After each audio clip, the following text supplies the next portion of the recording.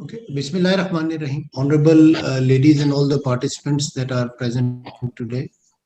I think this discussion that we are having right now is happening at a very important and crucial point, uh, and for various reasons.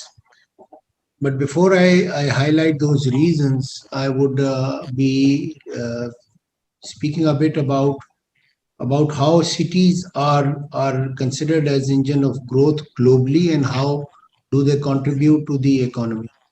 And if we take the example of Sialkot, because this discussion today is about Sialkot, I think in the last 40 years, Sialkot has emerged as the key driver of economic activity for Pakistan. So in the last about 40 years, Sialkot and I think the entire belt has emerged as the key economic driver for Pakistan. And uh, besides the most commonly discussed areas of sports, pharmaceutical, and other industry, I think they are contributing immensely towards some of the labor-intensive workforce, which are very critical in an economic growth. Please remember that there is a cycle of industrial development which starts with industrial uh, structure, which is around labor-intensive industry, and from there it graduates towards a more high-tech industry, and later into um, uh, a space-led growth. So I think what Sialkot has done in terms of developing the industry is extremely important, and we must acknowledge the effort of the chamber there. Now, with this said, things are changing. Also, we are seeing concept of new smart cities coming. We are seeing concept of new SEZs, integrated SEZs are coming, and that is being governed by the digital age that we all live in. And with the fourth industrial revolution, this is going to be critical for us to analyze at this point and look at the opportunities. I think we need to do our SWOT analysis, look at our strengths, weaknesses, opportunities, and threats. And now, since Sialkot is the key driver, economic driver, we must look at it in the larger context of Pakistan economy. What I have seen during COVID, and since I was responsible here for industrial structure during COVID and in the post-COVID scenario, and I've written a lot about. I think the way that e-commerce is emerging and the way the digital economy and currency is taking shape, especially in China, in our neighboring country, it will be extremely important that we also work on ways and means which brings in new technology, and which looks at possibilities through which we can leverage our strength. The good part here is that we have a large human resource available in that region and also across the country, which can speak English and which are technology wiser than perhaps our generation. And if we can use that younger generation, which is in abundance in our country, and we are blessed to have a percentage which actually is our strength as we speak. I think that can contribute. So one, we must improve our industry in modern lines, embracing new technologies, perhaps using China-Pakistan economic corridor, support our friends from China and also from elsewhere, which can bring new technology as well as new markets for us. So it is critical that we explore new markets, we explore new avenues and diversify.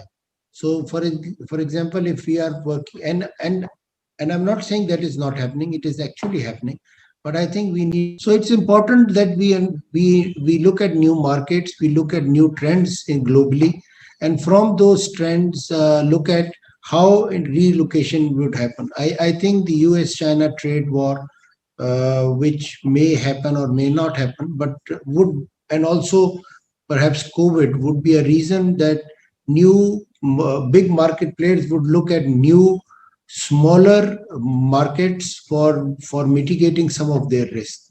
And this is where actually Pakistan and Sialkot has a critical role to play. So if we can set up some joint ventures, set up new technologies, bring in new technologies through which we can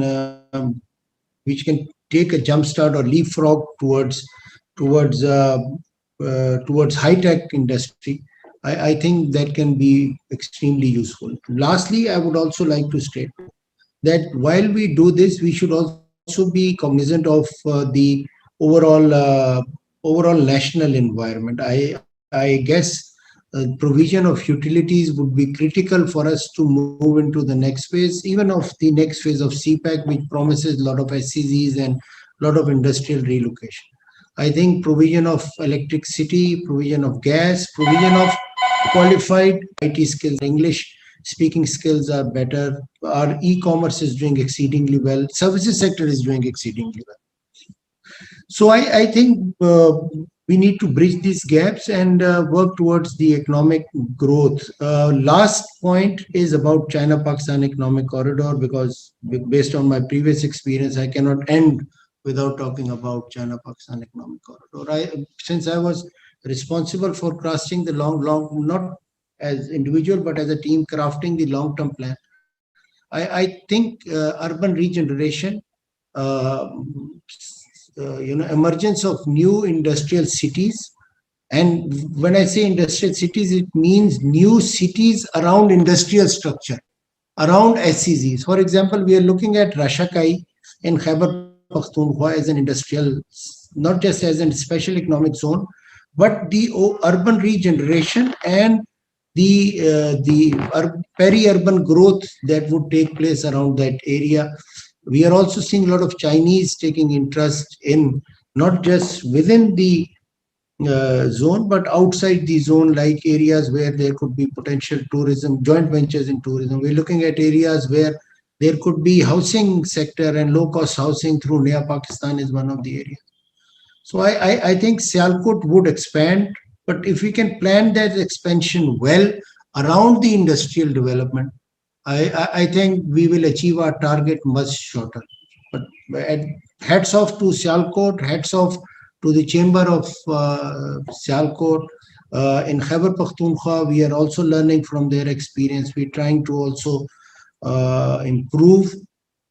And the Khyber Pakhtunkhwa Board of Investment looks at opportunities where we can actually work with them in terms of not just capacity, our capacity building, but also in terms of learning pertinent lessons. Sometimes we forget the importance of lesson learned.